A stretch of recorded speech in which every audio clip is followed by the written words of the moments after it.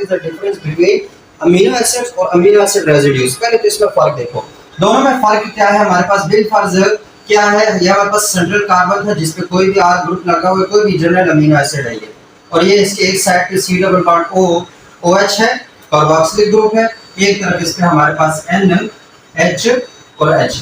अब ये क्या है, हमारे पास ये सिंपल एक अमीनो एसिड है जिसमें कोई पेप्टाइड बॉन्ड ये किसी भी दूसरे अमीनो एसिड के साथ जुड़ा नहीं, ये एक सिंगल अमीनो एसिड है, तो ये अमीनो एसिड है। अब होता क्या है, एक और अमीनो एसिड बिल फर्ज मैं कहता हूँ कि इधर आ गया साथ, एक और अमीनो एसिड है जिसके साथ ये C, ये कोई R है, ये H है और ये C double bond O OH। अब वो भी क्या है, वो खुद में अपना ही एक अमीनो एसिड है, मतलब ये भी एक अमीनो एसिड है, ये भी एक अमीनो एसिड है।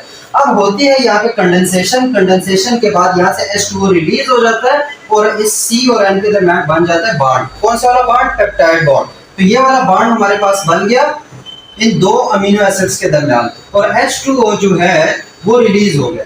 वो क्या हो गया, रिलीज हो गया। ये रिएक्शन नहीं है, ये रिलीज के लिए, ठीक है। तो वो रिलीज हो गया। तो अब उस रिलीज के बाद देखो, इस अमीनो एसिड का भी कुछ गया है, इस अमीनो एसिड का भी कुछ गया है। ये वाला अमीनो एसिड इसका OH चला गया, उस वाले अमीनो एसिड का H चला गया। तो अमीनो एसिड्स कंडेंसेशन के बाद जो कुछ लूज करते हैं वो तो लूज करते हैं, जो कुछ बचता है अमीनो एसिड का, जो कुछ भी बचता है उसको बोलेंगे अमीनो एसिड रेसिड्यू। जैसे कि यहाँ पर अगर इस वाले को देखें तो इसका OH नहीं है, बाकी सारा सामान है, OH नहीं है, तो इस वाले को हम बोलेंगे अमीनो एसिड रेसिड्यू। इसको क्या बोलेंगे अब हम, अमीनो एसिड रेसिड्यू। इसी तरीके से ये वाला अमीनो एसिड, पहले अमीनो एसिड था, फिर पेप्टाइड बॉन्ड बना तो उसका H निकल गया, तो ये भी अब क्या है, एक अमीनो एसिड रेसिड्यू है। तो अगर इस लिहाज से मैं देखूं तो ये भी एक अमीनो एसिड रेसिड्यू है, ये भी है, ये सारे हमारे पास क्या है, अमीनो एसिड रेसिड्यूज हैं। तो इन चीजों में डिफरेंस, ये थोड़ा सा नॉर्मल सा डिफरेंस है, इसमें कोई कंफ्यूजन वाली बात नहीं है कि अमीनो एसिड क्या होता है और अमीनो एसिड रेसिड्यूज क्या होते हैं।